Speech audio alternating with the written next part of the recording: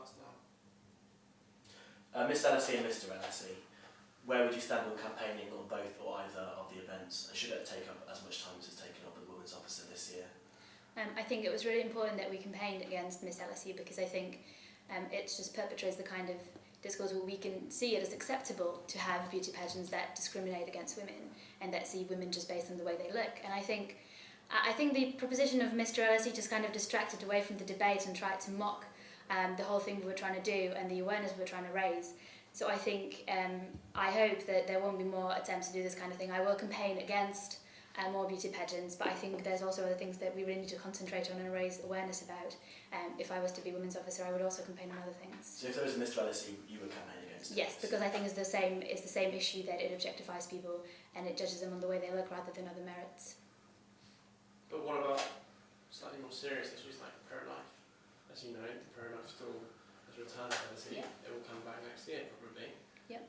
Surely that should be a priority. Yeah, I think that's very important. I was there both times when they came along and I was arguing with them. I think it's very important that we figure out a way to minimise the effect they have on campus because they have very offensive literature. They compare women who have abortion to murderers, and I think that's very intimidating to women who come on campus and might have had an abortion or even just thought about it. I think it's really important for the welfare of students to minimise the damage they can do, and I will campaign.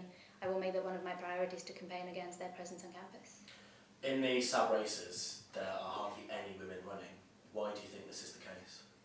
Well, I think that's something that I really want to work on, increase the participation of women within the Students' Union, and also try to work on the school to increase the amount of female teachers, for example, within the school.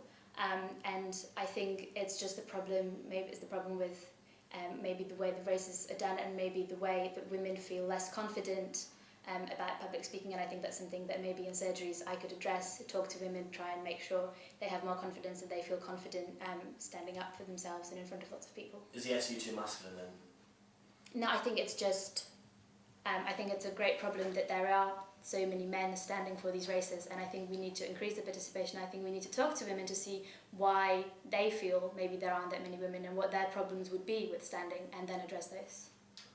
Being Women's Officer lets you do a lot of campaigning that could cross over into very political campaigning.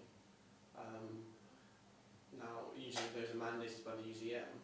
Will you carry on quite political campaigning on LSE not-for-profit, for example, or will you just restrict your role to campaigning on women's issues? No, I think one of the reasons I want to be Women's Officer is because discrimination against women is unjust. So I want to continue campaign on all other issues and all other campaigns that are discriminatory and unjust and that I believe that need promotion, and I will not. So this is Michael Locke, and he's running for International Students Officer. If you wouldn't mind saying a few words to introduce yourself. I want to unite all these issues, and through the Women's Forum listen to all these different groups and campaigns that want to have anything to say about these different campaigns that I support, like the LSE not-for-profit, and trying to unite them and trying to campaign on them more effectively. So I will definitely continue my political activism.